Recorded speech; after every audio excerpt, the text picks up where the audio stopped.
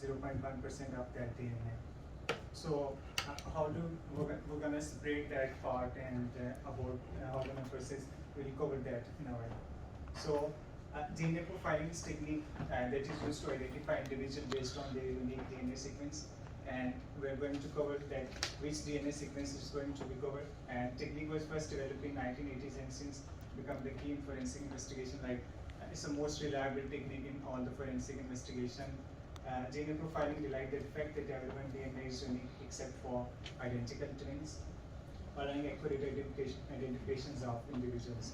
So then a brief history about the DNA profiling, as I have already discussed, that it's the basic in the forensic investigations as well, and some other department that are completely relying on DNA profiling. And in particularly for like analytical techniques that we are going to cover regarding DNA profiling is like how we're going to use analytical techniques in DNA profiling. Like we are going to use capillary electrophoresis, we are going to use gel electrophoresis, and how we're going to incorporate those techniques in DNA profiling. So first about the history. First use of DNA profiling in a criminal case was in UK in 1986, when the suspect was linked to a rape case through DNA evidence.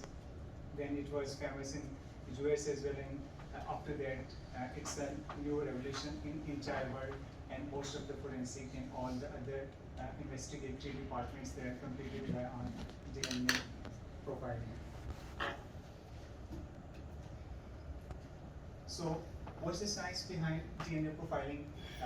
So first of all, how DNA profiling works? Like they're gonna extract DNA because each cell has a nucleus, chromosomes, and it contains DNA. The first step is like they can extract the DNA from the cell, and then it may be from the blood, saliva, hair, and then the polymerase chain reaction (PCR) is used to amplify specific regions of DNA sequence, and that is our point of concern. That are short 10 repeats (STR).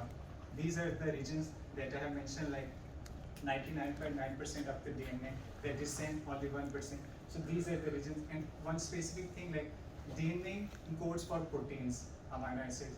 So these are the non-coding regions, and it doesn't encode for proteins or anything. So like different people say different STR, it doesn't impact with the protein senses or anything. So gel electrophoresis or DNA sequencing is used to analyze the DNA and creates a DNA profile.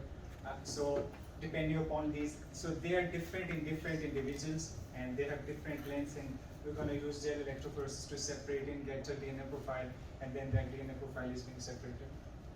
The likelihood of the two people having the same DNA profile is extremely low, making the DNA profiling a highly accurate identification tool.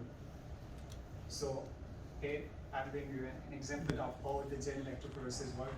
So that's the DNA bands that have been separated on the gel. So these are the suppose that these are the DNA samples from the crime scenes this time. So these are them, and there are two individuals that we have collected the DNA samples of two individuals.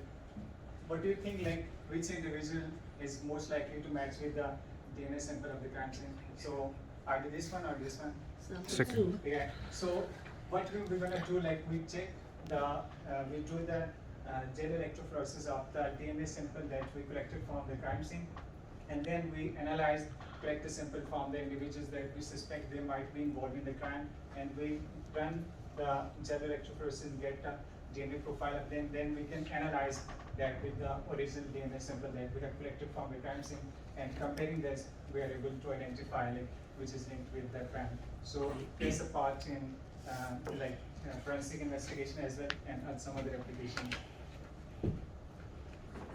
Quickly, what are the basic applications of DNA profiling? Most common, forensic investigation used to match biological evidence found at a crime scene to suspect or victim. Then paternity testing, the parenting, who's the real parent. Profiling determine whether an individual is the biological parent of a child. It happens in nurseries and all the things. Then identification of the human remains. There's the fossil fuels and all the things. DNA profiling can be used to identify human remains in case where the identification method are not possible, because we can identify using the DNA. Some key advantage of why we are using DNA profiling, not the other technique to check all the results. So